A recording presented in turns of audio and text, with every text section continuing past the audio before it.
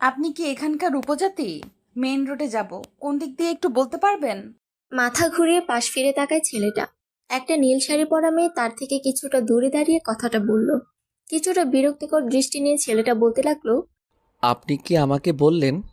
জি, এখানে তো আপনি ছাড়া কেউ নেই, তাই আপনাকেই বলবো, স্বাভাবিক। আমাকে দেখে কি উপজাতি মনে হয়? কিছুটা রাগান্বিত হয়ে কথাটা বলল ফারহান। দূরে দাঁড়িয়ে থাকা মেয়েটার মুখে এখন কিছুটা ভয়ের ছাপ। হয়তো ফারহানের রাগী চেহারা দেখে কিছুটা ঘাবড়ে গিয়েছে। ফারহান বসা থেকে উঠে দাঁড়ায়, এবার পাশে থাকা গিটারটা হাতে নেয়। কিছুটা কাছে যায় মেয়েটার।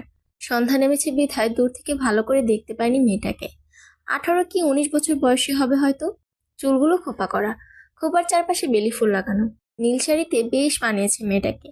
এভাবে একটা অপরিচিত ছেলেকে নিজের দিকে তাকিয়ে থাকতে দেখে কিছুটা বিব্রত হয় মেয়েটা।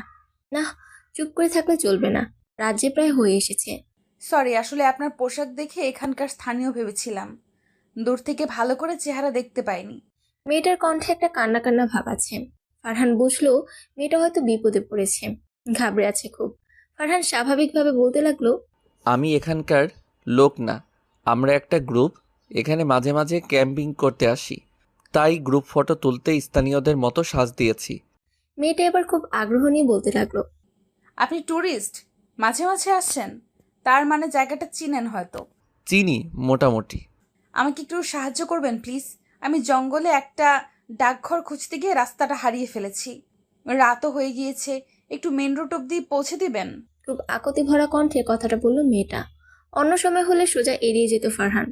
আত্মীয় আর কিছু ফ্রেন্ড বাদে মেয়েদের বরাবরই সে এড়িয়ে যেতে পছন্দ করে। তার মতে মহাপুরুষরা যত নারী নামক জাতিটার কাছ থেকে দূরে গিয়ে সাধনা করবে, ততই সফলতা পাবে। কিন্তু রাতের অন্ধকারে একটা মেয়েকে একা ফেলে ক্যাম্পে চলে যেতে বিবেকেও বাঁচছে।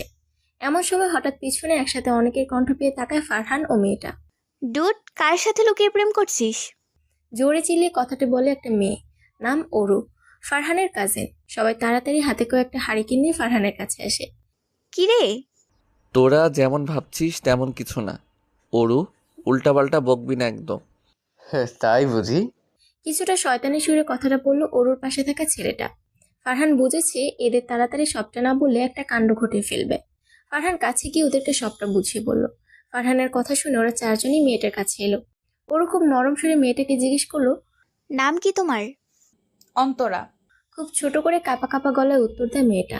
ভয় পেও না, ফারহানের সাথে তোমার কথা হয়েছে অবশ্যই। আমি ওর কাজিন নরু। আর আমার সাথে এই মেয়েটা ফারহানের ছোট বোন ফারিয়া। তুমি হয়তো ওর বয়সী। আর ওই চামচিকার মতো ছেলে দুটো ফারহানের ফ্রেন্ড, আরিয়ান আর সায়ান। ওই মুটকি, চামচিকা বললি কাকে? খুব রাগ নিয়ে কথাটা বলল আরিয়ান। ওরও একটা ঠোঁট বাঁকিয়ে আবার অন্তরের দিকে ফিরে তাকায়। একটা মুচকি এসে আবার বলতে শুরু করে, কিছু মনে করো না আবার, তুমি করেই বলছি। তুমি হয়তো আমাদের সবার ছোটই হবে। না না আপু, আমি কিছু মনে করিনি। তুমি নাকি ডাকঘর খুঁজতে এসে হারিয়ে গিয়েছো, নীল ডাকঘরটা বুঝি? খুব উচ্ছ্বাস নিয়ে অন্তরা বলে উঠল, হ্যাঁ আপু, সেটাই। এখানে নাকি ডাকঘর আছে, পাহাড়ি এলাকা তো, ভালো নেটওয়ার্কও নেই। খুব আগ্রহ নিয়ে এসেছিলাম, এই চিঠিটা শখ করে পাঠাতে চেয়েছিলাম, কিন্তু অন্তরা আর কিছু না বলে মুখটা মলিন করে নিল।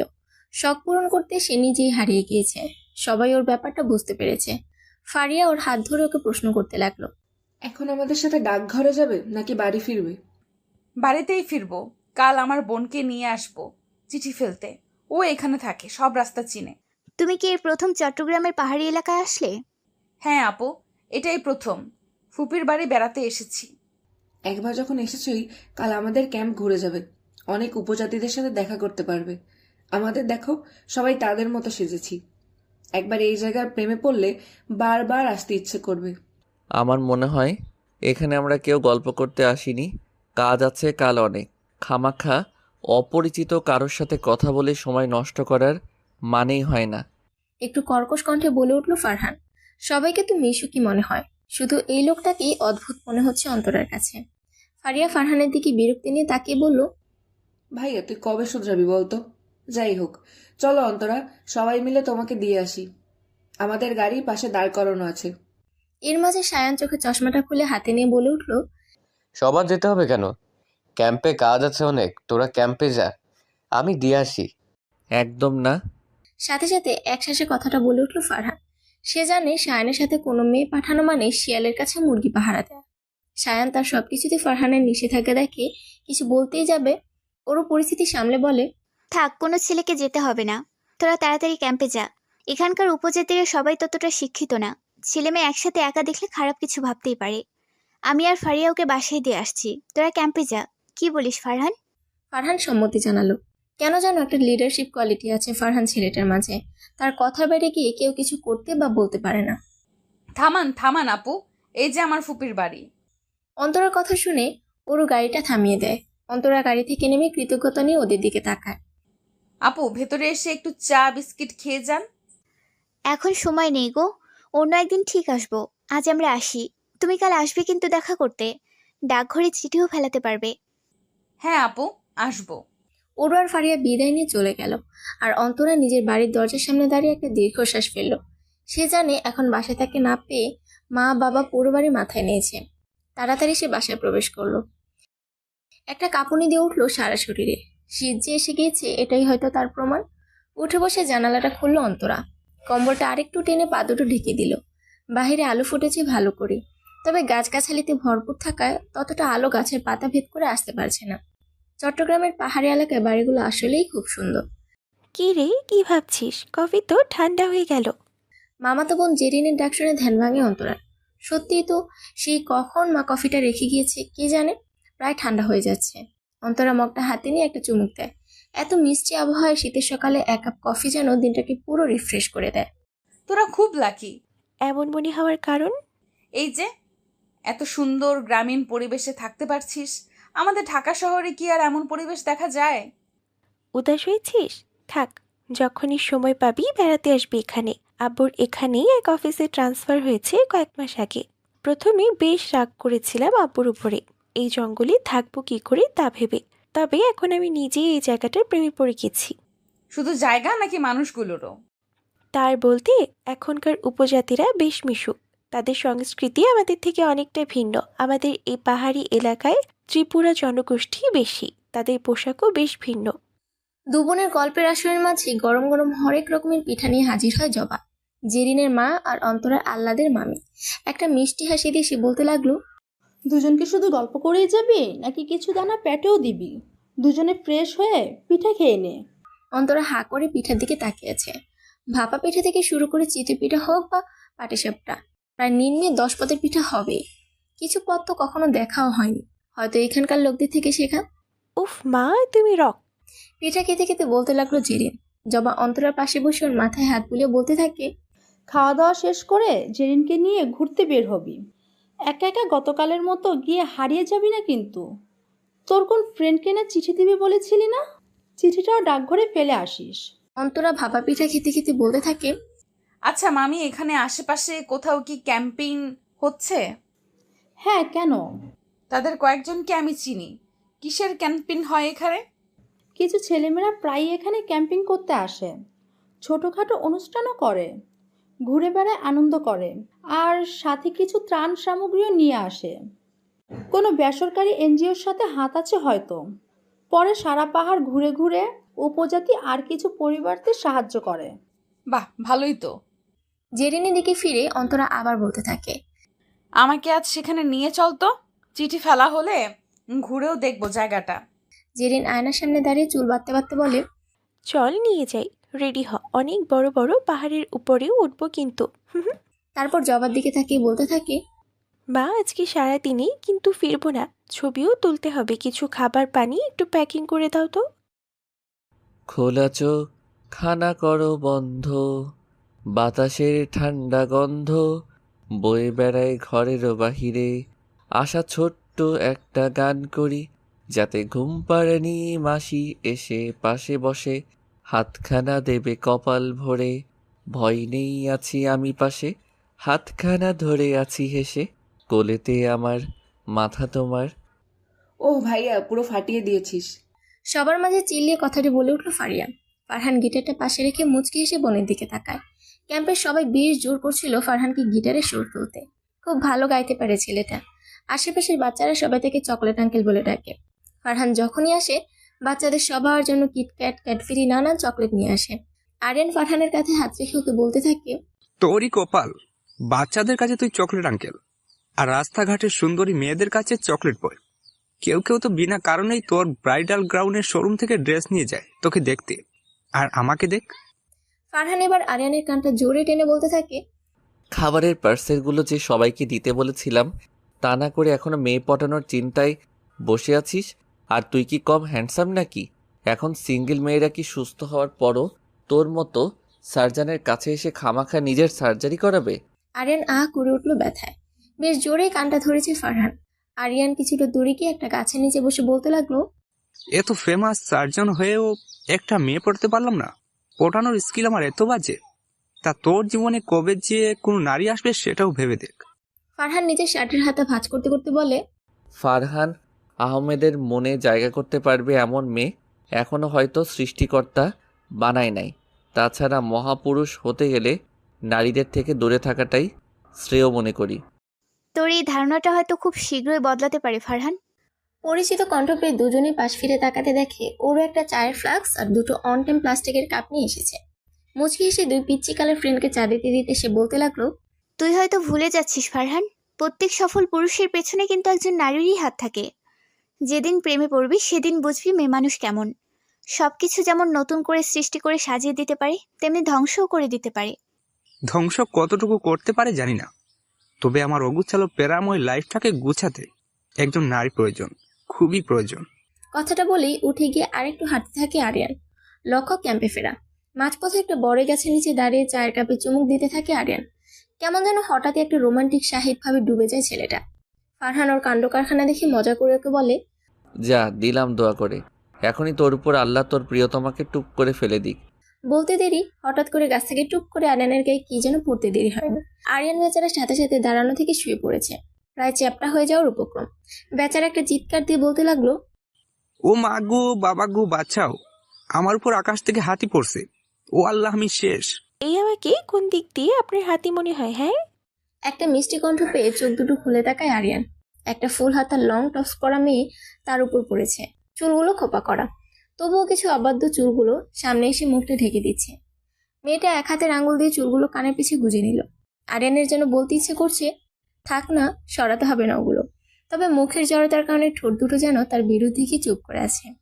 এই যে মিস্টার, কি ভাবছেন? ছাড়েন আমাকে। এবার আরিয়ানের খেয়াল হলো সে এক হাত দিয়ে মেয়েটাকে আটকে রেখেছে। সাথে সাথে ছেড়ে হাত দুটো কানের কাছে নিয়ে যায়। জেরিনও গায়ের উপর থেকে সরে উঠে দাঁড়ায়। ওরও তাড়াতাড়ি এসে আরিয়ানকে উঠতে হেল্প করে। দোস্ত, তোর কোমর ঠিক আছে?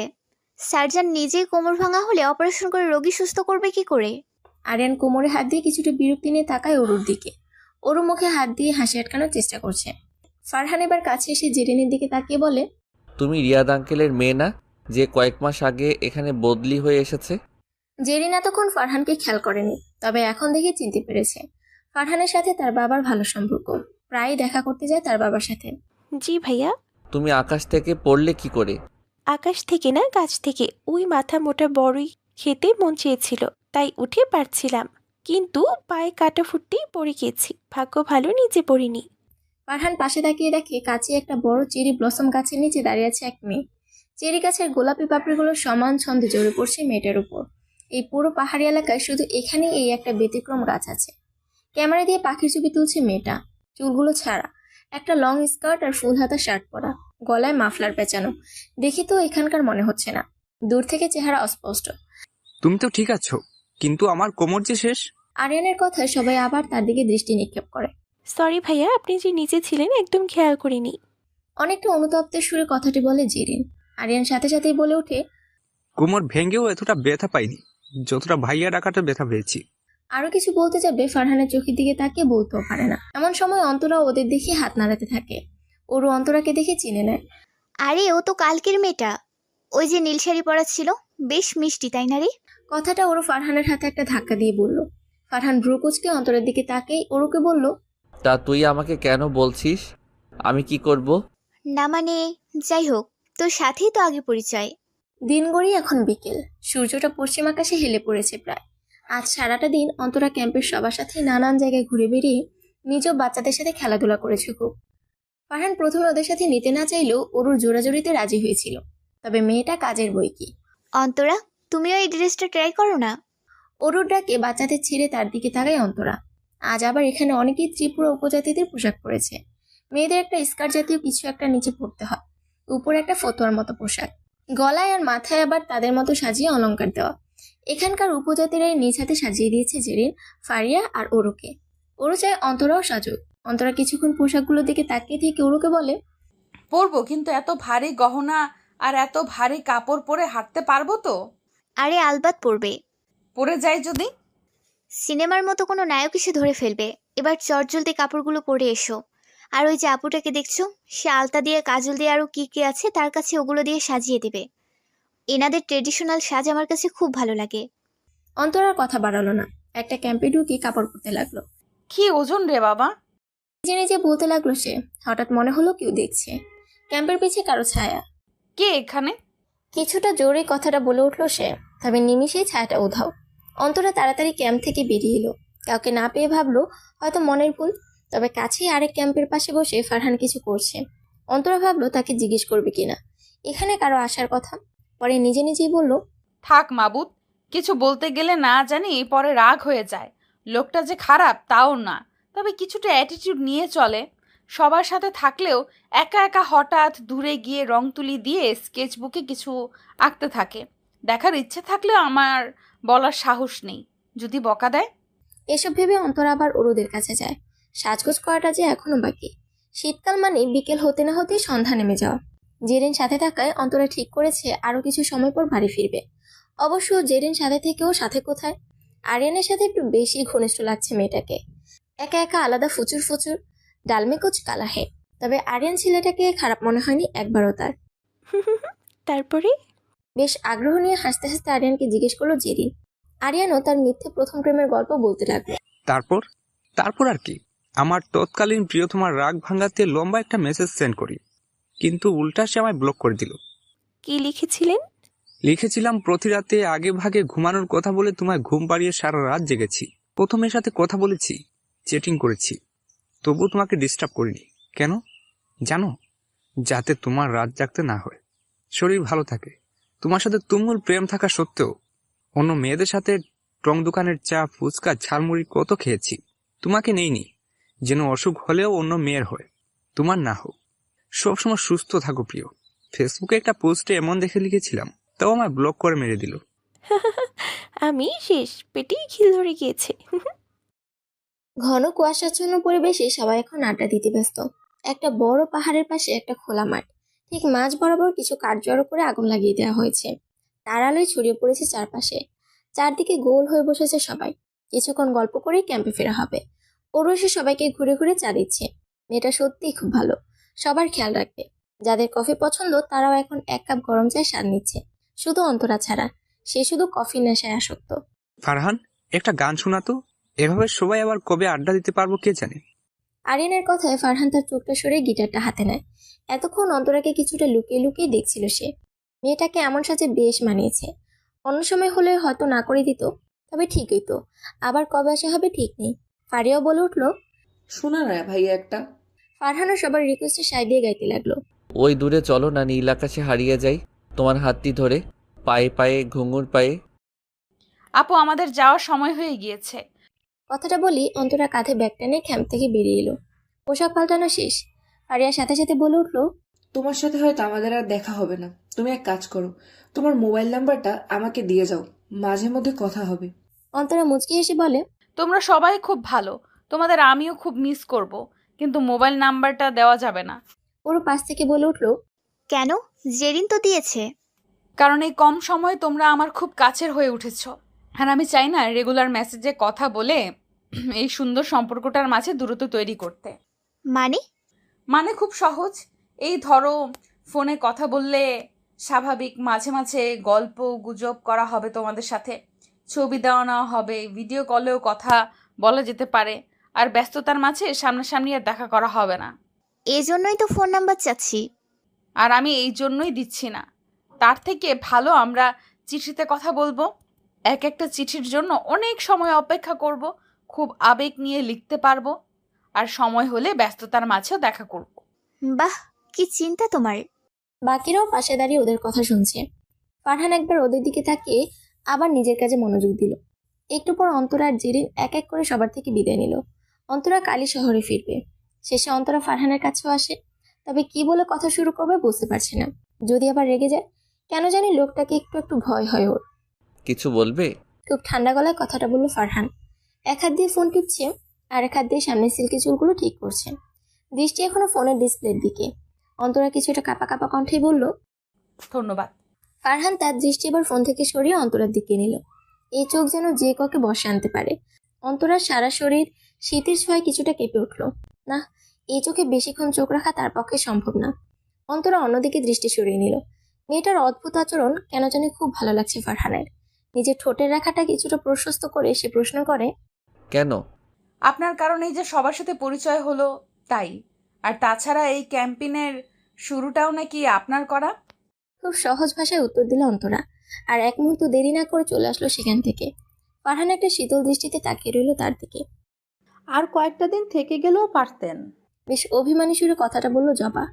অন্তরার মা সব গোছাতে গোছাতে বলল, আবার সময় করে আসবা বোন। আর এখন থেকে তাড়াহুড়ো করে বাড়ি যাচ্ছি, তা তো আর তুমি জানোই, ছেলেটা খুব ভালো। কোন ছেলে খুব ভালো মা? অন্তরার কণ্ঠ পেয়ে থেমে যায় তার মা। জবাকেও ইশারা দিয়ে বলে কিছু না জানাতে, নয়তো আর বাড়িতেই যেতে চাইবে না মেয়েটা। আরে অন্য কথা বাদ দে, তুই রেডি হ তাড়াতাড়ি। এক্সাম দেওয়া শেষ, লম্বা একটা ছুটি পেয়েছি, একটু বেড়াবো তা না। আর তুমি এখন বাসায় যেতে চাচ্ছ? এবার চল, একটা কাজেই যাচ্ছি। আবার আগামী সপ্তাহে কুয়াকাটা নিয়ে যাব তোকে। কুয়াকাটার কথা শুনে অন্তরার মুখে বিশ্বজয়ের হাসি ফুটে ওঠে। খুব আগ্রহ নিয়ে জিজ্ঞেস করে, সত্যি মা, নানু বাড়ি যাবো আমরা? মা তার মাথা নাড়িয়ে মেয়েকে জবাব দেয় তারা চাপে। অন্তরার এখন আর বাড়ি ফিরতে সমস্যা নেই। তারা রওনা দেয় বাড়ির উদ্দেশ্যে। সময়টা এখন মধ্যরাত। বেলকনিতে একটা ছোট্ট ড্রিম লাইট জ্বালানো। একটা চেয়ারে বসে কফির কাপে চুমুক দিচ্ছে আর রাতের নীরব পরিবেশটা উপভোগ করছে অন্তরা। আশেপাশের সবগুলো ফ্ল্যাট একদম অন্ধকার। মনে হচ্ছে পুরো নিস্তব্ধ শহরে সে একাই জেগে আছে। এ একটা ছোটবেলার সমস্যা তার। রাতে ঘুম ভাঙলে আর ঘুমই আসে না। তাছাড়া ইদানিং হঠাৎ হঠাৎ বেশ মাথা ব্যথা করে তার। ওষুধ খেলেও সারার নাম নেই। জেরিনকে গল্প করার জন্য সাথে নিয়ে এসেছে, কিন্তু সে এখন পুরো ঘুম। পরশু ভার্সিটির নবীনবরণের অনুষ্ঠানে কি পড়ে যাবে তা নিয়ে তার কত চিন্তা। অথচ ভার্সিটির ছাত্রী হলো অন্তরা। কথায় আছে না, যার বিয়ে তার খবর নেই, পাড়াপড়শির ঘুম নেই। সকাল সকাল উঠে জেরিন রেডি হচ্ছে। মেয়েটা সাজতে যে কত ভালোবাসে বলার বাহিরে।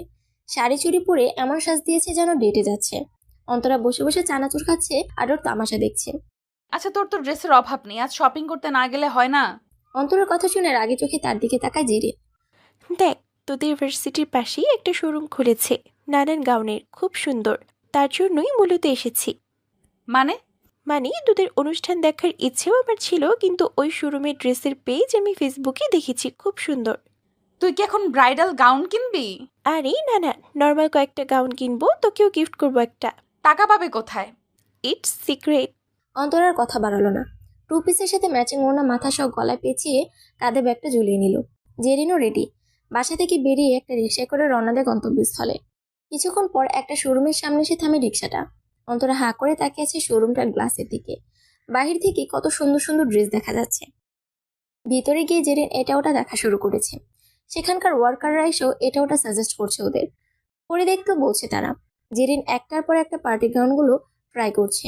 অন্তরা নিজের মতো ঘুরে ঘুরে পুরো হলরুমের সব ড্রেসগুলো দেখছে। হঠাৎ একটা ড্রেসে চোখ আটকে যায় অন্তরার। একটা হালকা পিঙ্ক কালারের গাউন সাজিয়ে রাখা হয়েছে একটা কোণা। চারপাশে লাল সাদা গোলাপ দিয়ে জায়গাটা সাজানো। বড় করে একটা নকল চেরি ব্লসমের গাছ দিয়ে পিছনটা সাজানো। ইস, ড্রেসটা পরে এই ব্যাকগ্রাউন্ডে কয়েকটা ছবি তুলতে পারলে ভালো হতো। ম্যাম, আপনি কি এই ড্রেসটা ট্রাই করতে চান? একজন কর্মচারীর কণ্ঠে পিছন ফিরে তাকায় অন্তরা। সাথে সাথে বলে, না, দেখে তো খুব এক্সপেন্সিভ মনে হচ্ছে, আমি এত টাকা দিয়ে এটা কিনতে পারবো না। সমস্যা নেই ম্যাম, এই ড্রেসটা আমাদের এই শোরুমে ওনারের নিজের ডিজাইন করা। এটা স্যারের নিজের ডিজাইন করা প্রথম কোনো ব্রাইডাল ড্রেস। সেই উপলক্ষে এটাকে 1 মাসের জন্য কিছুটা ডিসকাউন্টে বিক্রি করা হবে। কিন্তু আমি আসলে আমার বোনের জন্য ড্রেস কিনতে এসেছি, আমার কেনার ইচ্ছে নেই। তাছাড়া আমরা কিনলেও এতটা গর্জিয়াস কিনবো না। তাতে কি ম্যাম, আপনারা আমাদের ক্লায়েন্ট, আপনারা চাইলে পরন্ত পরে দেখতে পারেন। অন্তরা কিছুক্ষণ চুপ করে ড্রেসটার দিকে তাকিয়ে থাকলো। তারপর ভাবলো একটু পরে দেখতে আর কি সমস্যা। ড্রেসটা নিয়ে চেঞ্জিং রুমে গিয়ে পরিধান করে আসলো। বাহিরে বের হয়ে লুকিং গ্লাসের দিকে তাকিয়ে একটা হাসি মাখামুখি কয়েকটা ছবি তুলে নিল। ইফ ইউ ডোন্ট মাইন্ড, আমরা কি ওই ফুলগুলোর ওখানে গিয়ে কয়েকটা ছবি তুলতে পারি? Sure ma'am. অন্তরা তাড়াতাড়ি সেখানে গিয়ে বসে পড়ে। দেখতে কোনো পরীর থেকে কম লাগছে না। এই টাইপের কিছু ড্রেস পরলে সব মেয়েকেই অনেকটা সুন্দর লাগে। হাউ ডেয়ার ইউ গাইস, আমার অনুমতি ছাড়া ড্রেসটা শোরুমে সেল করতে কে পাঠিয়েছে? অনেকটা কর্কশ কণ্ঠে কথাটা বলল ফারহান। রুমের বাকি সবাই ভয়ে চুপচাপ দাঁড়িয়ে কাঁপাকাঁপি শুরু করে দিয়েছে। একজন আরেকজনের চোখের দিকে তাকাচ্ছে শুধু। সবাইকে চুপ করে থাকতে দেখে ফারহানের মেজাজ আরো বিগড়ে যায়।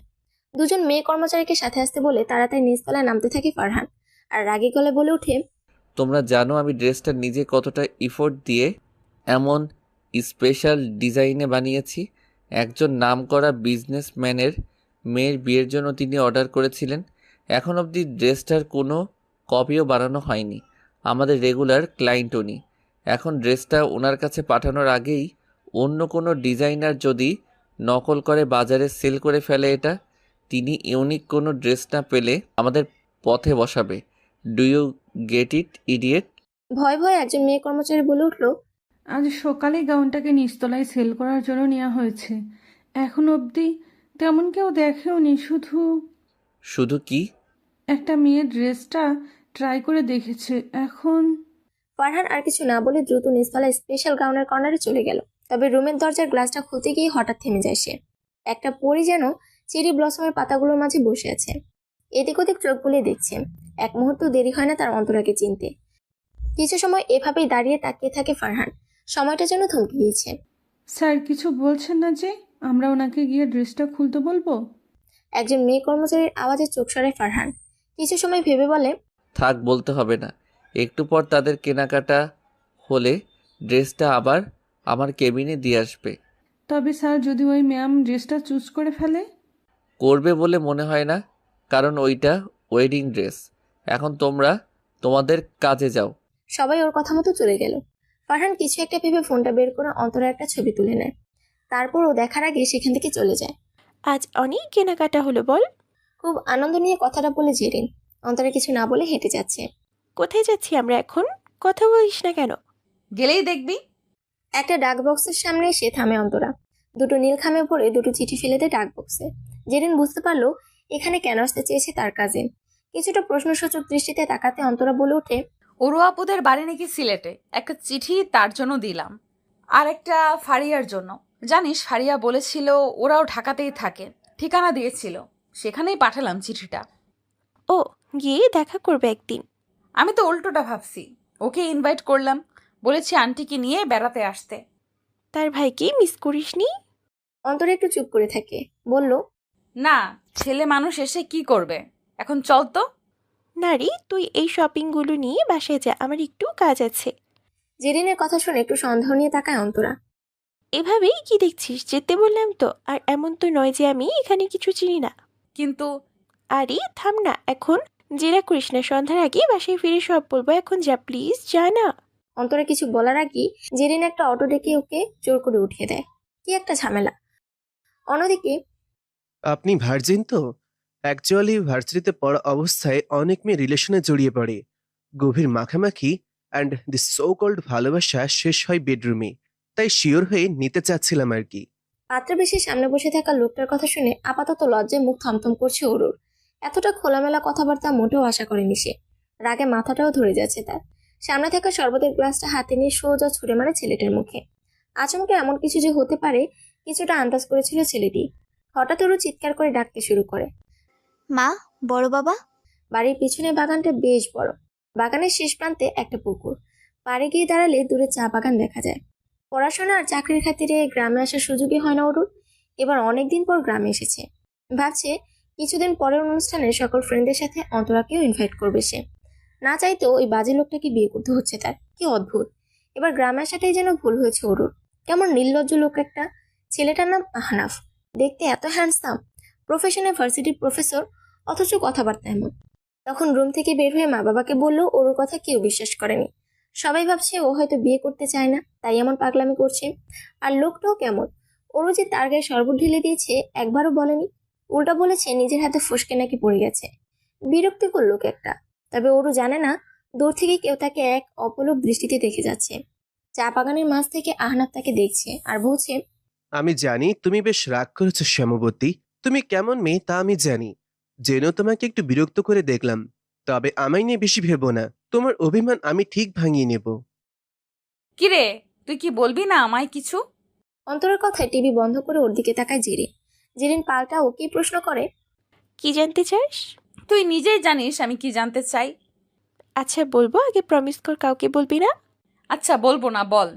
আরিয়ানের সাথে দেখা করতে গিয়েছিলাম। কি? আসতে তোর মা শুনলেই খবর আছে। আসলে আরিয়ান এখানকার এক হসপিটালের সার্জন, দেখা করতে চেয়েছিল তাই গিয়েছি। ব্যাস, আর বলতে হবে না, বুঝেছি। এই জন্যই এমন সাজ? ডাল মে কুচ কালা হ্যাঁ ভেবেছিলাম, এখন দেখি পুরো ডালই কালা। চুপ থাকতো। আরিয়ানের ফোন এসেছে, বারান্দায় গেলাম। জেরিন আর কিছু না বলে বারান্দায় গিয়ে ফোনটা রিসিভ করলো। ওপাশ থেকে কোনো শব্দ পাচ্ছে না অনেকক্ষণ। এরপর রেগে বলল, কিছু বলবি নাকি ফোন কাটবো? আরে না, ফোন কেটো না, ভাবছিলাম কি বলে কথা শুরু করব। বলেন, কি বলবেন? মুরগি খায় ধান, তুমি আমার জান। কি? না, কিছু না। আসলে অনেকেই তো দেখি তার জিএফকে প্রেমের কবিতা শোনায়, তাই। এটা আপনার কবিতা? রাখলাম আমি। আরে না, শুনো শুনো, আসলে আর কিছু বলার আগে জেরিন ফোন কেটে দিল। ওপাশ থেকে আরিয়ান বলতে থাকলো, যা বাবা, ফোন কেটে দিল। এদিকে ফোন কাটলো জেরিন হাসতে হাসতে শেষ। কি ফানি লোকটা। এমন সময় কলিং বেলের আওয়াজ পেল দুজনে। অন্তরার মা বাসায় নেই, পাশের ফ্ল্যাটে গিয়েছে একটু দরকারে। তাহলে এখন কি? জেরিন রুমে গিয়ে দেখে অন্তরা হাতে একটা বড় পার্সেল নিয়ে দাঁড়িয়ে আছে। এটা কি? জানি না, ডেলিভারি বয় দিয়ে গেল, বলল অন্তরাকে তার নামে পার্সেল আছে। তুই কি কিছু অর্ডার করেছিলি? না তো, খুলে দেখি। অন্তরা পার্সেলটা খুলে দেখে একটা মেজেন্ডা কালারের শাড়ি, সাথে সকালের শোরুমে সেই গাউনটা, সাথে ছোট একটা জিরগোট, তাতে লেখা, এই যে মাথা মোটা। মাথা মোটা বলে সম্বোধন করলাম, কারণ তোমাকে আমার শুরুতে কিছুটা গর্ধবই মনে হয়েছিল। এখনো মনে হয়, তবে কিছুটা কম।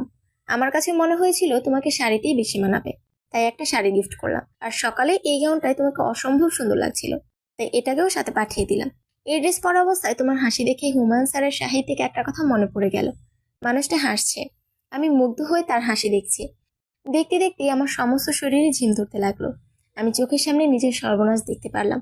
পরিষ্কার বুঝলাম, এই মানুষটাকে ছাড়া অন্য কিছু ভাবা আমার পক্ষে আর সম্ভব না। অন্তরা থ মেরে বসে আছে, চিরকুটটা হাতে পেয়ে। এইদিকে জেরিন মাথা মোটা শব্দটা শুনে হাসতে হাসতে খাট থেকেই পড়ে গিয়েছে। আহ, ধর আমাকে। দূরে গিয়ে মর। সকাল সকাল উঠে দুজনে রেডি হওয়া শুরু করে দিয়েছে, তবে ঘুরে ফিরে সেই দেরিই হয়ে গেল। জেরিন একটা সুন্দর গাউন পরেছে, চুলগুলো খোলা, গর্জিয়াস সাজ। আর অন্তরা গতকাল গিফট পাওয়া সেই শাড়িটা পরেছে, চুলগুলো খোপা করে বেলি ফুল দেওয়া, কানে ঝুমকা, দুহাতে ফুলের কাজটা। রওনা দেওয়ার পরেও প্রায় আধা ঘন্টা পর ওরা ভার্সিটি গিয়ে পৌঁছে। ইতিমধ্যে অনুষ্ঠান শুরু হয়ে গিয়েছে, একজন সিঙ্গার গান গাইছে, সব মেয়েরা উচ্ছ্বাসে ফেটে পড়ছে। জেরিনও খুব হ্যাপি মিস্টার সায়ান চৌধুরীর গান সামনে থেকে শুনতে পেয়ে। অন্তরা প্রথম দেখে চিনতে না পারলো, ওর বারবার মনে হচ্ছে এই ছেলেকে কোথায় যেন দেখেছে। একটু মাথা কাটাতেই মনে পড়ে যায়, আরে ওনাকে তো আমি চিনি। আমিও চিনি, নতুন গায়ক, খুব ভালো গান গায়। মেয়েরা তো ওর গান বলতে পাগল। আরে না, সেই হিসেবে না। তোদের বাসায় বেড়াতে গিয়ে প্রথম যেদিন আমি হারিয়ে গিয়েছিলাম, তখন অরু আপুদের সাথে ছিল, ওনাদের ফ্রেন্ড হয়তো।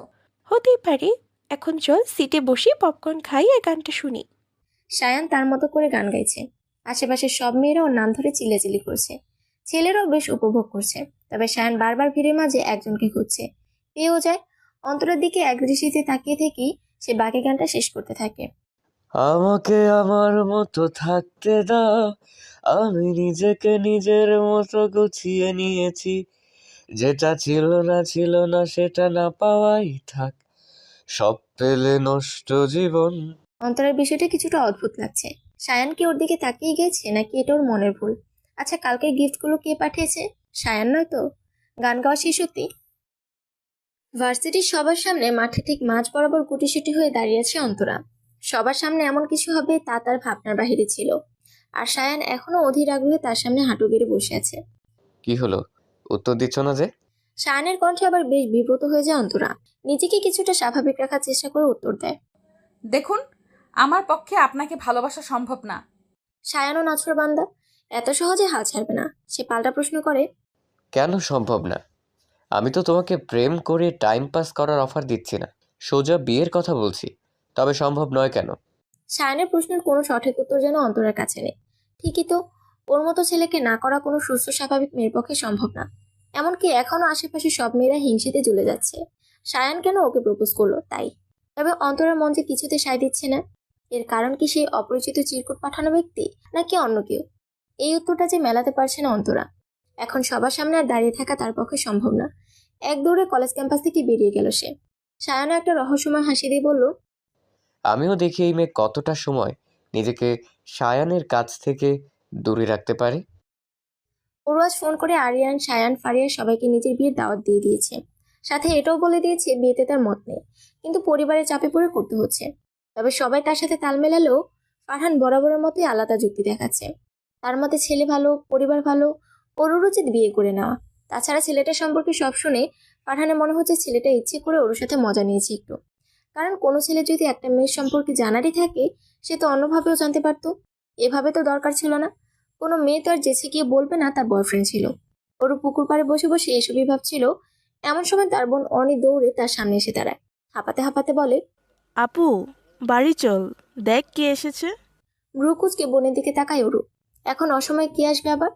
বোনকে কিছু জিজ্ঞেস করার আগে সে বাতাসের বেগে এসে বিদ্যুতের বেগে চলে যায়। বেশ বিরক্ত হয় ওরু। গায়ে ওড়নাটা ভালো করে পেঁচিয়ে বাড়িতে যায় সে। গিয়ে তার মেজাজটা সপ্তম আসমানে পৌঁছে যায়। বিকেলে একা একা বিল্ডিং এর ছাদে এসে ঘুরছে অন্তরা। এখনো সকালে সেই শাড়িটা পরা। কেন জানি খুলতে ইচ্ছে করছে না। বারবার মন বলছে, সে কি দেখেছে যার জন্য এই সাজ? এখন অবশ্য তার মুখে কোনো সাজ নেই, কানে ঝুমকো নেই, চুলগুলোও খোলা। খুব সাধারণের মাঝেও বেশ মোহনীয় লাগছে তাকে। বাঙালি মেয়েদের আসলে শাড়িতেই মানায়। চঞ্চল স্বভাবের মেয়েটার মাঝেও যেন গম্ভীর ভাব চলে আসে শাড়ি পরলে। নিশ্চয়ই শাড়ি মেয়েদের সৌন্দর্যের এক অনন্য প্রতীক। এমন সময় জেরিনের ডাকে নিজেদের ফ্ল্যাটে ফেরত যায় অন্তরা। তার জন্য চিঠি এসেছে। একটা নীল খামে ভরা চিঠিটা খুলে পড়তে বুঝলো ওর আপু পাঠিয়েছে। নিজের বিয়ের দাওয়াত দিয়েছে। অন্তরার মাকেও নিয়ে যেতে বলেছে। জেরিন তো শুনে খুব খুশি। তবে অন্তরা ভাবছে মাকে কি করে মানাবে। রাতে খাবার টেবিলে বসে সবাই খাবার খাচ্ছে। পিনপর নীরবতা ঠেলে অন্তরা বলে উঠলো, মায়া। অন্তরার মা তার দিকে আর চোখে তাকায়। তার মেয়ে বরাবরই এমনভাবে ডাকে যখন তার অদ্ভুত কোনো শখ জাগে। এবার সেটা কি তাই দেখার বিষয়। ও মায়া। নাটক না করে কি চাই বল। মা, আমি তো ছোট থেকেই সিলেটে চা বাগান দেখার খুব শখ। সেখানে কত সুন্দর ঘোরাঘুরি করার জায়গা আছে। হ্যাঁ তো, তুই যখন ছোট ছিলি একবার নিয়েও তো গিয়েছিল তোর আব্বু। লোকে ঠিকই বলে মেয়ের বয়স হলেই বিয়ে দেওয়া উচিত। ভার্সিটিতে উঠতে না উঠেই পাখা গজিয়েছে। বাহ, কত উন্নতি। সেটা তো ছোটবেলায়। মা দেখো, সারা স্কুল আর কলেজ জীবন পার করেছি পড়াশোনা করে। ট্যুর লাভার হয়েও কোথাও ঘুরতে যাইনি। এখন তো ভার্সিটিতে উঠেছি, এখন একটু ঘুরতে যেতে দাও। জেরিন হঠাৎ খাবারের মাঝে বিষম খেলো। তার আবার কোন জন্মের খালা সিলেট থাকে সে নিজেই জানে না।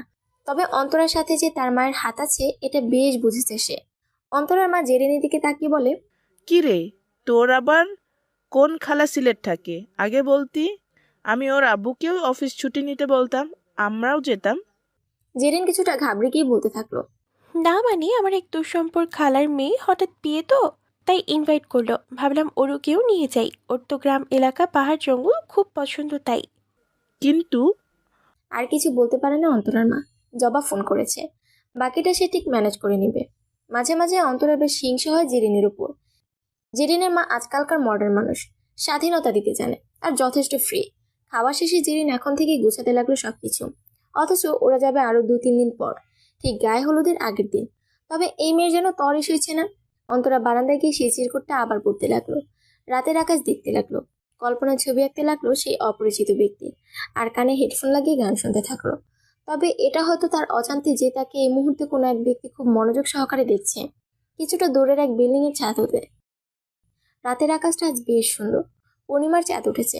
চারপাশের গাছগাছালি বেশ সুন্দর লাগছে দেখতে। গ্রামের এক মেঠো পথ দিয়ে হেঁটে যাচ্ছে দুজন যুবক যুবতী। কারো মাঝে কোনো কথা নেই, ভয়াবহ নিস্তব্ধতা। হঠাৎ নীরবতা ভেঙে আহনাফি বলে উঠল, একা একা ফিরতেই ভয় করবে না তোমার? না। বলে আবার হাঁটা শুরু করলো ওরু। আহনাফ বুঝেছে মেয়েটা অনেক বেশি জেদি। সারাদিনে একবারও প্রয়োজন ছাড়া সামনে আসেনি। কথা বলা তো দূরে থাক। তবুও ভয় পেলে কল করবে, আমি আবার চলে আসব। অদ্ভুত নীলজ্জ লোক তো আপনি। বিয়ের আর মাত্র 2-4 দিন বাকি, এখনই এসে জুড়ে বসেছেন। এত সুন্দর রূপবতী বউ থাকলে কার যেতে ইচ্ছে করে? ওর একটা তাচ্ছিলের হাসি আসলো। আজকাল তো সুন্দর বলতে সবাই সাদা চামড়ার মেয়েদের বুঝে। সেক্ষেত্রে ওর কিছুটা পিছিয়েই আছে। আর এই লোক বলছে সে সুন্দর। লোকটাকে একটু পাগল মনে হয়েছিল, এখন দেখছে পুরোই পাগল। কি ভাবছো? জেনে কি করবেন? না বলতে চাইলে তো আর জোর করব না। এখন কেন? বিয়ের পরও কোনো ব্যাপারে তোমার সাথে জোর করব না। এমন ঢঙের কথা বিয়ের আগে সব ছেলেরাই বলে। দিন শেষে সবাই এক, কাউকে বিশ্বাস করি না। ভুল বললেই সবাই এক না। কোনো কোনো ছেলে একবার কারো নির্দিষ্ট মায়ে আটকে গেলে তাকে ছাড়া থাকতে পারে না। আমি তার জলজ্যান্ত প্রমাণ। ওরও বড় বড় চোখ করে তাকালো। কি বললো লোকটা? আর কেই বা বোঝাতে চাইলো? মায়া আটকে গেছে? অন্য কাউকে পছন্দ করে নাকি? কেন জানি একটু জেলাস ফিল হচ্ছে ওর। তার হবু বর অন্য মেয়েকে পছন্দ করে? এসব ভাবতে ভাবতে মেইন রাস্তা অব্দি চলে আসলো ওরা। পাশেই আহনাফের গাড়ি পার্ক করা। গ্রামের মেঠো পথে ঢুকতে পারেনি, তাই এখানেই রেখে গিয়েছিল। আহনাফ শেষবার একটা কথা বলে গাড়িতে গিয়ে বসলো। সে বলল, আপনাদের গ্রামটা আসলেই খুব সুন্দর।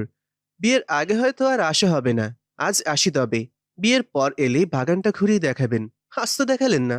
আহনাফ গাড়িতে উঠে চলে গেল। এক পলক পিছন ফিরে তাকালোও না। ওর আবার কেন জানি খারাপ লাগছে। আহনাফ কি তবে পরিবারের চাপে পড়ে বা অন্য কারণে ওকে বিয়ে করছে? ওরুকে কি তার পছন্দ না? এসব ভেবে বেখেয়ালি মন নিয়ে বাড়ির পথে রওনা দেয় ওরু।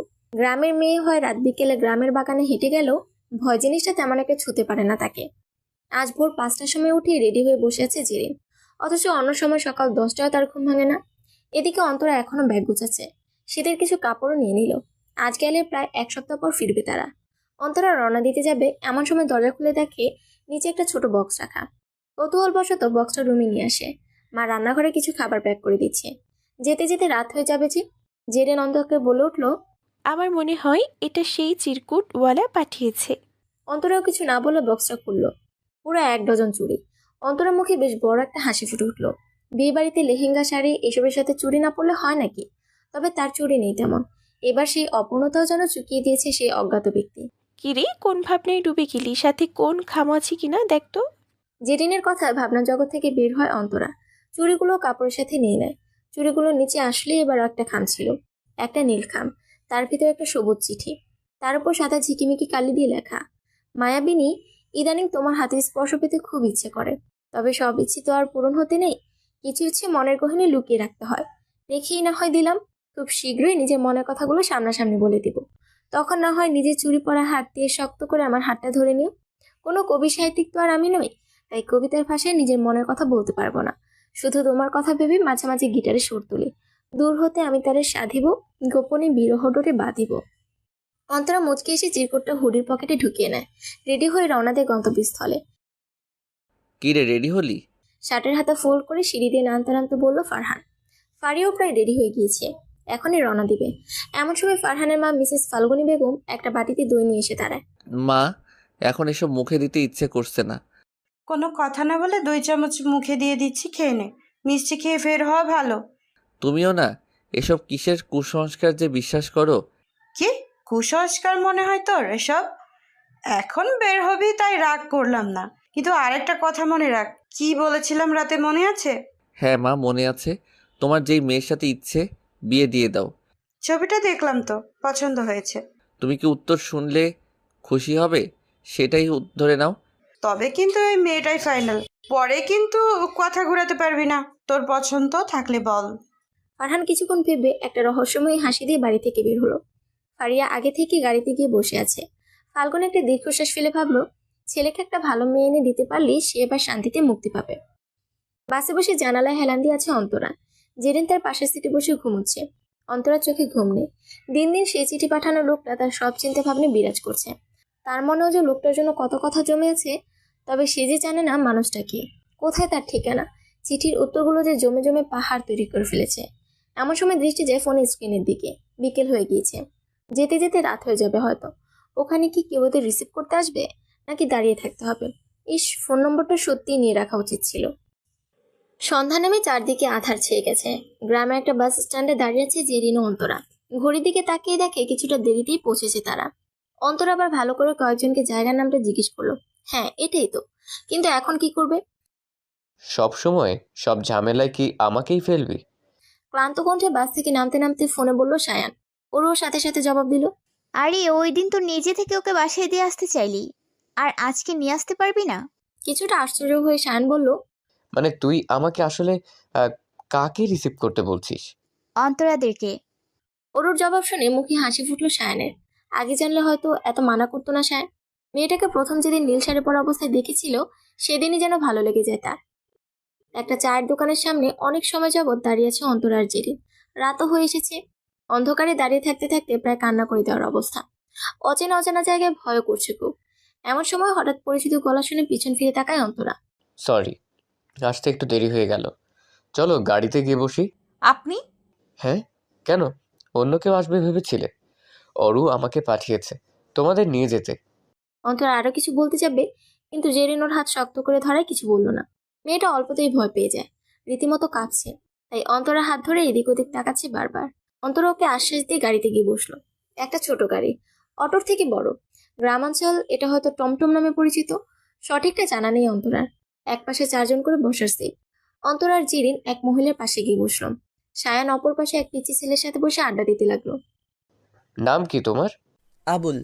এত রাতে কোথায় গিয়েছিলে? সামনে আমার বাবার চায়ের দোকান, শীতের রাতে চা বিক্রি হয়, তাই গায়ের দুধ দিতে গিয়েছিলাম।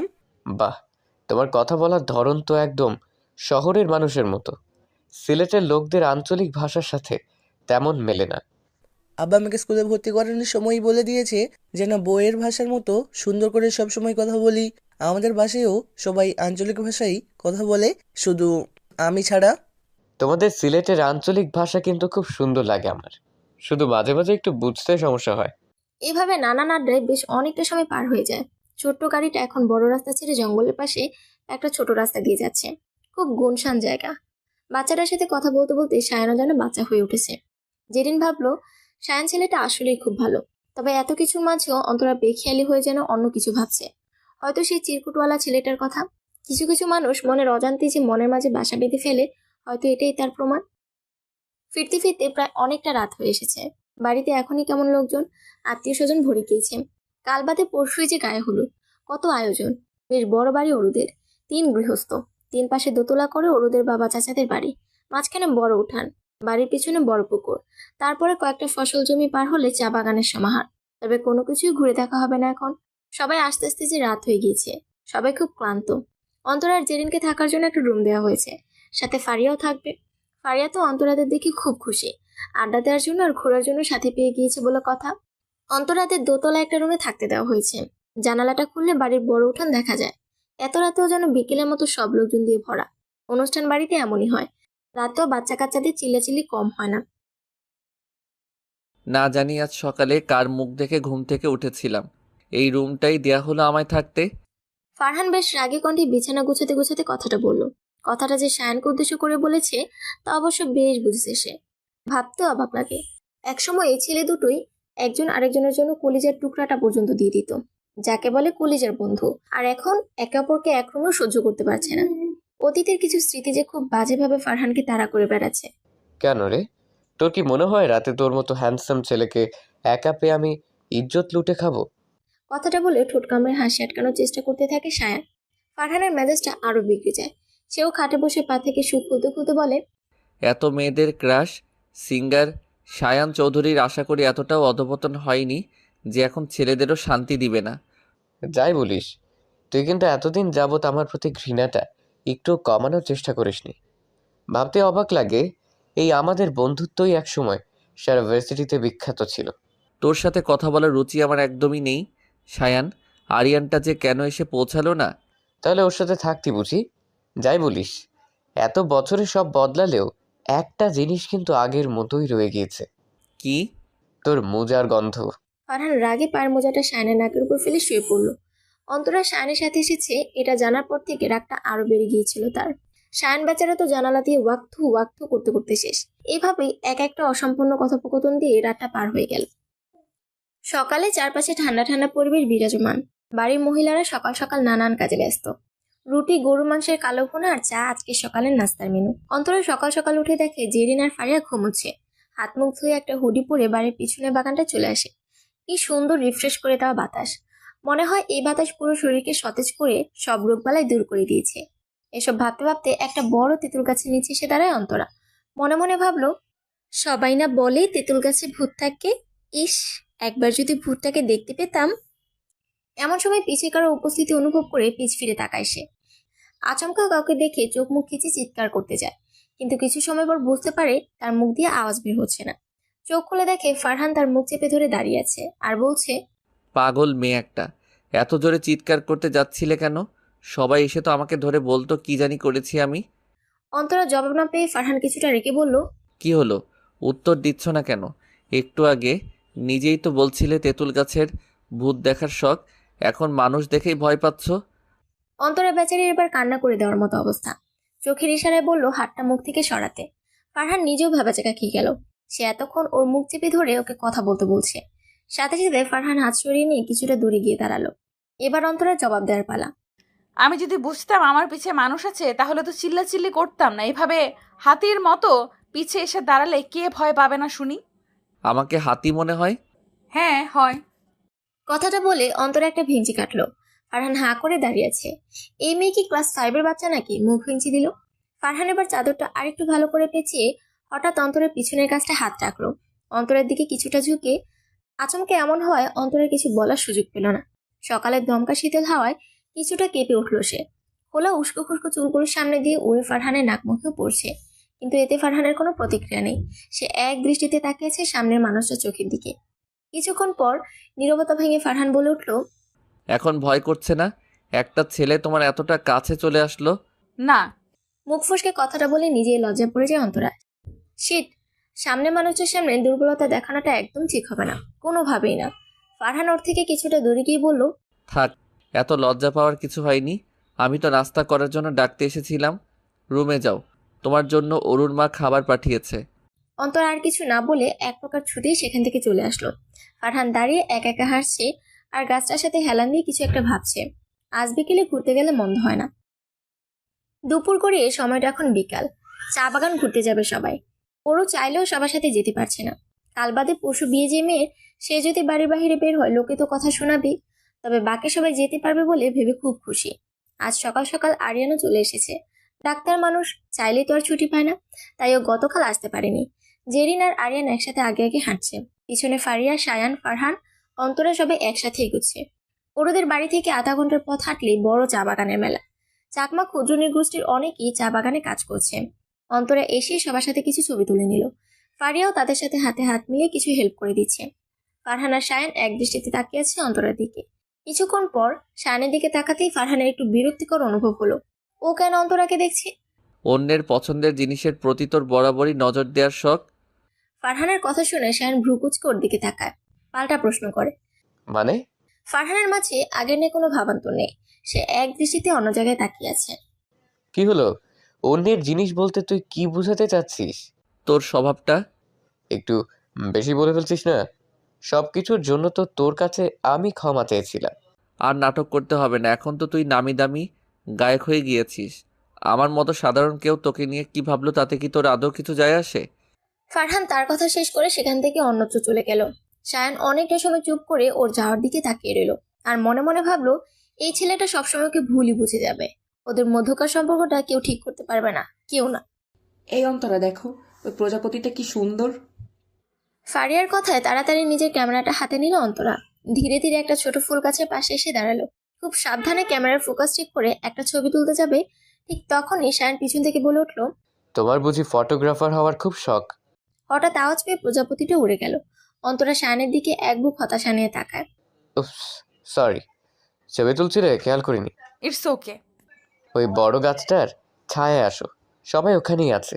বাদাম কিনে নিয়ে এসেছে আরিয়ান, সাথে সবার জন্য চা। অন্তরাও সায়ানের সাথে সবার কাছে গিয়ে বসলো।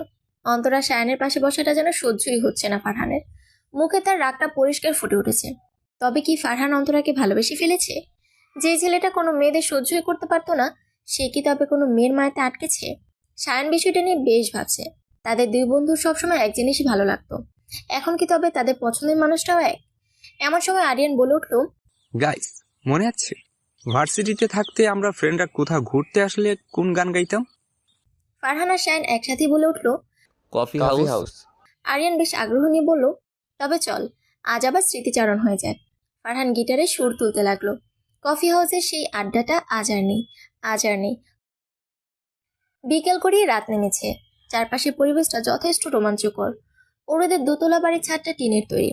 অন্তর একবার ভেবেছে ছাদে উঠবে, একবার ভাবছে উঠবে না, যদি ভেঙে যায়। অথচ সবাই বলছে উঠলে কিছু হবে না। কি করবে বুঝতে না পেরে শেষমেশ সিঁড়ির ওখানেই দাঁড়িয়ে রইল সে। এভাবে গম্বুজের মতো দাঁড়িয়ে থাকবেন নাকি কাউকে যেতে দিবেন? ফারহানের গা ছাড়া কথা শুনে বেশ অনেকটা মেজাজ বিগড়ে যায় অন্তরার। এই লোকটা এমন কেন? কি হলো, কথা কি আরবি ভাষায় বলতে হবে? আরে আজব তো, একটু দাঁড়িয়েছি বলে কত কথা। যান, সরে যাচ্ছি। উপরে উঠে পরে গিয়ে আসমানে চলে যান। শুনো মেয়ে, এই ছাদ তোমাদের শহরের ফ্ল্যাটের ছাদের চেয়েও শক্ত। উঠেই দেখো। প্রয়োজন নেই, আপনি যান। ফারহান এক পলক অন্তরাকে দেখলো, তারপর হঠাৎ ওকে কোলে তুলে নিয়ে সিঁড়ি বেয়ে উঠতে শুরু করলো। আরে আরে, কি করছেন? ভয় পেও না, বিশ্বাস রাখো আমার উপর। অন্তরা কিছু বলতে চেয়েও পারছে না, গলায় কথাগুলো যেন আটকে আছে। সে শক্ত করে ফারহানের পাঞ্জাবিটা আঁকড়ে ধরে আছে, চোখ মুখ খেচে বন্ধ করে আছে। ভয় করছে খুব, যদি পড়ে যায়। তবুও কেন যেন ফারহানের উপর আলাদা একটা বিশ্বাস আছে তার। হঠাৎ ফারহান বলে উঠলো, এবার চোখটা খুলে ওই দিকে তাকাও। অন্তরা ধীরে ধীরে চোখটা খুলে ফারহান ইশারা করে অন্যদিকে তাকাতে বলে। অন্তরা নিজের দৃষ্টি সেদিকে দেয়। ওই তো আকাশে পূর্ণিমার চাঁদটা কত সুন্দর। আজকের চাঁদটা খুব সুন্দর, তাই না? ফারহানের কথায় অন্তরার সোজা সাপটা উত্তর। এভাবে দুজনে কতক্ষণ ছিল কারো জানা নেই। একটু পর ফারহান অন্তরাকে দাঁড় করায় আর বলে, দেখেছো, বলেছিলাম না পড়বে না। এখানে না আসলে এত সুন্দর দৃশ্যটা উপভোগ করতে পারতে। অন্তরা মাথা নাড়িয়ে বোঝালো না। তারপর কাঁধে ঝুলানো ক্যামেরাটা দিয়ে কয়েকটা সুন্দর ছবি তুলে নিল। ফারহান ওকে জিজ্ঞেস করলো, আচ্ছা, তুমি সব সময় এত ছবি তুলতে থাকো কেন? অন্তরা জবাবে বলল, নিজের অস্তিত্ব টিকিয়ে রাখতে যদি কখনো আমার কিছু হয়েও যায়, আমার কাছের মানুষগুলো যেন এই জীবন্ত ছবিগুলোতে আমাকে অনুভব করতে পারে। ওরও নিজের রুমের জানালায় বসে বসে চাঁদটা দেখছে আর ভাবছে, আর একটা দিন পর সে সারা জীবনের জন্য অন্য কারো হয়ে যাবে। এমন এক নতুন অধ্যায় পা রাখবে, সেখান থেকে হয়তো আর পিছনে পৃষ্ঠে যাওয়া যাবে না। আচ্ছা, মানুষটাকে ওরকে তার অর্ধাঙ্গিনী হিসেবে সারাটা জীবন ভালোবাসা আর সম্মান দিবে, নাকি নিজের তুচ্ছ একটা ব্যবহার করা জিনিসের মতো ট্রিট করবে? নতুন পথ চলাটা কেমন হবে? বিয়ের কয়েক বছর পর আবার কোনো প্রাক্তনের কাছে চলে যাবে না তো? ইস, ওরও আর ভাবতে পারছে না। এমন সময় ফোনের আওয়াজ পেয়ে হাতে নেয় ফোনটা। কোনো অপরিচিত নাম্বার থেকে কল এসেছে। ওরও ফোনটা রিসিভ করে। আসসালামু আলাইকুম। ওয়ালাইকুম আসসালাম, কে বলছেন? এত তাড়াতাড়ি কণ্ঠ ভুলে গেলে হবে? এখন থেকে তো এই কণ্ঠটাই সবচেয়ে বেশি শুনতে হবে। আহনাফ? বাহ, চিনতে পেরেছেন তবে। একটা কথা জিজ্ঞাসা করার জন্য কল দিয়েছিলাম। কি? চারটা খুব সুন্দর, তাই না? আচ্ছা, একটা কথা বলি আপনাকে। বলেন। একটা কেন, 10টা বলেন। আপনি ওই দিন প্রশ্ন করেছিলেন আমি ভার্জিন কিনা। যদি বলি না, তবে কি করবেন? আজও হাসছেন কেন? বলুন, কি করবেন? আমি জানি তুমি কেমন মেয়ে। তাহলে সেদিন এমন একটা কথা বললেন যে? আচ্ছা, চলো তোমাকে একটা গল্প শোনাই। কয়েকদিন আগের কথা। তখন নতুন নতুন আমি ভার্সিটির প্রফেসর হয়েছি। তো একদিন ভার্সিটিতে যাওয়ার পথে আমি একটা মেয়েকে দেখতে পাই। শ্যামবরণ গায়ের রং, নীল শাড়ি গায়ে, টানা টানা কাজল চোখ, চুলগুলো বাতাসে এলোমেলো ভাবে উড়ছে। মেয়েটা কিছু পথ শিশুকে খাবার দিচ্ছে। কি মিষ্টি ব্যবহার! প্রথম দেখাতেই অসম্ভব ভালো লেগে যায় আমার। পরে খোঁজ নিয়ে জানলাম মেয়েটা এখানের কোনো এজেন্সিতে কাজ করে। কখন যে ধীরে ধীরে ভালো লাগাটা ভালোবাসার রূপ নিল আসলেই বুঝতে পারিনি। প্রায় মেয়েটাকে চিঠিও পাঠাতাম। এতটা সময় চুপ করে স্বপ্ন শুনছিল ওরও। চোখের কোণে কিছুটা জল জমেছে। একটা মানুষ তাকে কতটা ভালোবাসে, অথচ সে জানতোই না তার কাছে প্রায় অপরিচিত কারো কাছ থেকে চিঠি আসতো। চট্টগ্রামে ক্যাম্পিং করার সময়ও নীল ডাকঘরে তার নামে কয়েকটা চিঠি এসেছিল। ওরও কিছু না বলে ফোনটা কেটে দিল। মেয়েরা আসলেই বেশ অদ্ভুত, অল্পতেই বেশ আবেগে জড়িয়ে পড়ে। এখন তার সেই চিঠিগুলো সব খুলে দেখার সময়, কারো মায়ায় জড়ানোর সময়। অন্তরা রাতের খাবার শেষে মাথা ব্যথার ওষুধটা খেয়ে নিল। এবার ঢাকা গিয়ে বড় একজন ডাক্তার দেখাতেই হবে। দিন দিন যন্ত্রণাটা বেশি বেড়ে যাচ্ছে। নামাজ আদায় করে এসে শুয়ে পড়ল। এদিকে জেরিন এখনই সব লেহেঙ্গা জুয়েলারি রেডি করে রাখছে। কালকেই গায়ে হলুদ বলে কথা, সাজতে হবে সুন্দর করে, যেন ডাক্তার সাহেব হার্ট অ্যাটাক করে নিজেই পেশেন্ট হয়ে যান। এদিকে ফারহান পুকুর পাড়ে একা একা দাঁড়িয়ে ভাবছে আর গান শুনছে। আজরুর গায়ে হলুদ। সকাল থেকে বাড়িতে নানান আয়োজন করা হচ্ছে। এখন সময় রাত 8টা। বাড়ির পিছনের বাগানের পাশে বড় করে প্যান্ডেল সাজানো। একটা ছোট মঞ্চে ওর হলুদ শাড়ি পরে চুপ করে বসে আছে। সবাই বক্স বাজাচ্ছে, নাচ গান করছে। ছেলে বাড়ি থেকে কয়েকজন হলুদ নিয়ে এসেছে মেয়ের জন্য। অন্তরা একপাশে চুপ করে দাঁড়িয়ে আছে। গায়ে তার গোল্ডেন কালার লেহেঙ্গা, হাত ভর্তি হলুদ চুড়ি, কানে ঝুমকা, মাথায় একপাশে একটা টায়রা, তবে মুখে তেমন একটা মেকআপ নেই। এত সাজ, এত আনন্দের মাঝেও অন্তরা ভালো লাগছে না। কেন যেন খুব খারাপ লাগছে তার। বারবার মনে হচ্ছে কিছু একটা খারাপ হতে চলেছে। ফারহান একটা গোল্ডেন কালারের পাঞ্জাবি পরে একটা টেবিলের পাশে দাঁড়িয়ে আছে। ওইদিকে বরপক্ষ থেকে আসা কয়েকজন মেয়ে শায়ানকে ঘিরে ধরেছে। বেচারার সাথে সেলফি তোলা থেকে শুরু করে একের পর এক প্রশ্ন করে বিরক্ত করে ফেলছে। ফারহান দাঁড়িয়ে দাঁড়িয়ে দেখছে আর ভাবছে শায়ানকে কি তার সাহায্য করা উচিত। আরে বেয়াই সাহেব, লাড্ডু তো খেলেনি না, নেন আমি নিজ হাতে খাইয়ে দিচ্ছি। একটা চিকন করে মেয়ে শায়ানের সামনে লাড্ডু এনে কথাগুলো বলল। ওই মেয়েটা শায়ানকে খুব জ্বালাতন করছে। শায়ানের ইচ্ছে করছে কষিয়ে একটা থাপ্পড় মেরে রাগটা কমাতে, কিন্তু পারছেও না। ওইদিকে আরিয়ান আর জেরিন দুজনে আইলোনারে নয়া দামান গানটাতে নাচতে শুরু করে দিয়েছে। তোর বউ ডাকছে আর তুই এখানে বসে আছিস। ফারহানের কথা শুনে সব মেয়েরা শায়ানকে ছেড়ে ফারহানের দিকে তাকায়। শায়ানও ওর মুখে কথাটা শুনে হাঁ হয়ে যায়। ওর আবার বউ আসলো কোথা থেকে? পরক্ষণে বুঝতে পেরে নিজেও তাল মিলিয়ে বলতে থাকে, আরে আমি তো ভুলেই গিয়েছি, বউটা আমার আবার রাগ করবে এখন না গেলে। আচ্ছা গাইস, আমি যাচ্ছি।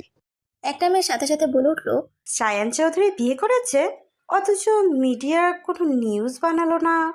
শায়ান শান্ত গলায় উত্তর দিল, আমি বারণ করেছিলাম কিছুদিন পর জানাবো। এখন তবে আসি। এই কথা বলেই শায়ান ফারহানের হাত টানতে টানতে স্টেজ থেকে দৌড়ে নিয়ে এলো। বাঁচালি আমায়, থ্যাঙ্কস। এত ন্যাকামি করতে হবে না। আচ্ছা আমরা কি আগের মতো বিএফএফ হতে পারি না? আর কতদিন রাগ করে থাকবি আমার উপর? আমিও ভেবেছি তোর উপর আর রাগ করে থেকে লাভ নেই।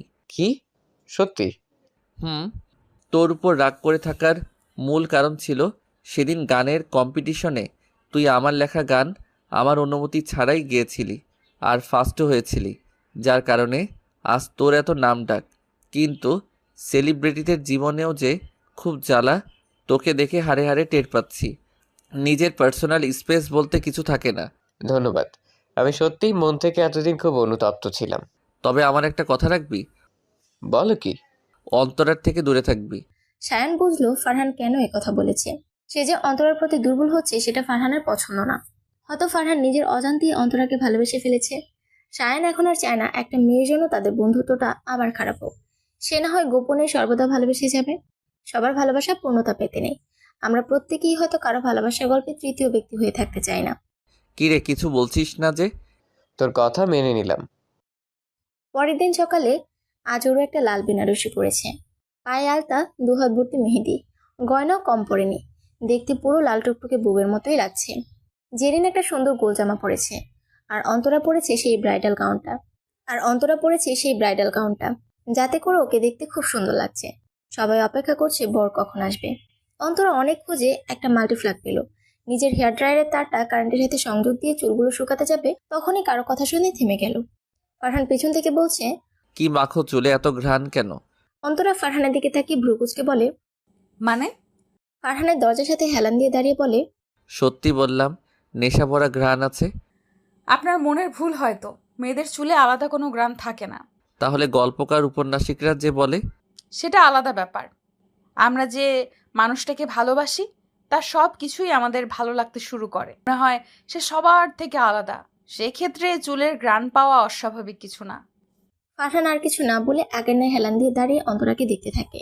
মেয়েটাও হয়তো ওর মনের অবস্থা কিছুটা আন্দাজ করতে পারছে, নাকি শুধু এমনিতেই বলল। মেয়েটা তো চায় সেই চিঠি পাঠানো ব্যক্তিটা নিজে এসে সামনে দাঁড়িয়ে তাকে ভালোবাসার কথাটা বলুক। ফারহানের খুব করে ইচ্ছে করছে এই চুলগুলোতে মাথা ডুবিয়ে মনের কথা বলে দিতে। মনে হচ্ছে এখন না বলে সব হারিয়ে যাবে। পরেই আবার ভাবলো, সামনে তো অনেক সময় আছে, এত তাড়াহুড়ো করার কিছু নেই। এই অনুষ্ঠানের ঝামেলাটা একবার শেষ করে শহরে ফিরুক, এক মুঠো কাঠগোলাপ হাতে নিয়ে সামনে দাঁড়াবে ওর। নিজের মনে থাকা প্রতিটা কথা ওকে বলবে। আর যে তর্স হয়েছে না, একদমই না। একটা বড় চা বাগানের পাশে একটা সরু রাস্তা, দুপাশে গাছগাছালিতে ভরপুর। রাস্তার এক পাশ দিয়ে হেঁটে যাচ্ছে অন্তরা। একা একা বিয়ে বাড়ির অনুষ্ঠান শেষে বিকালে ঘুরতে এসেছে অন্তরা। একটু আগেই ওরও তার হবু বর আহনাফকে বিয়ে করে শ্বশুরবাড়ির উদ্দেশ্যে রওনা দিয়েছে। বিয়ে বাড়িতে আত্মীয় স্বজনের সে কি আহাজারি, এত লোকের মাঝেও কেন যেন কোনো কিছু ভালো লাগছে না অন্তরার। গতকাল একটা বাজে স্বপ্ন দেখেছে সে, তার মৃত দাদি একটা পাঞ্জাবিতে লাল রঙের পানির ছিটে দিচ্ছে। অন্তরা ভালো করে খেয়াল করে দেখে পাঞ্জাবিটা ফারহানের। এরপর লাফ দিয়ে ঘুম থেকে উঠে যায়। কত বাজে একটা স্বপ্ন। এই স্বপ্নের মানে অন্তরার জানা নেই, তবে সে জানে নীল ডাকঘরের সামনে প্রথম দেখা এই ছেলেটাকে সে হারাতে পারবে না, একদমই না। কার কথা ভাবছো? হঠাৎ কারো কণ্ঠ পেয়ে পিছন ফিরে তাকায় অন্তরা। কিছুটা দূরে ফারহান পকেটে হাত ঢুকিয়ে দাঁড়িয়ে আছে সাদা শার্ট পরে। এই রঙের ছেলেটাকে একটু বেশি মানায়। অন্তরা একটা আজব প্রশ্ন করে বসে ফারহানকে বলে, আচ্ছা বলুন তো, সাগর আর আকাশের মাঝে কোনটা বড়? কেন? আকাশ। অন্তরা হাসতে হাসতে বলে, ভুল বললেন মিস্টার চিঠি পাঠানো মশাই, সাগরই বড়। ফারহান ওর কথা শুনে কিছুটা অবাক হয়। অন্তরা কি তবে বুঝে গিয়েছে চিঠিগুলো ফারহানের দেয়া? ফারহান কথা বলতে বলতে তার দিকে এগোচ্ছে। ফারহান অন্তরাকে জড়িয়ে ধরতেই অন্তরা লাজুক মুখটা ফারহানের বুকে গুজে দিল। ফারহান অন্তরাকে বুকে নিয়ে বলল, অসম্ভব ভালোবাসি তোমাকে। সমাপ্ত।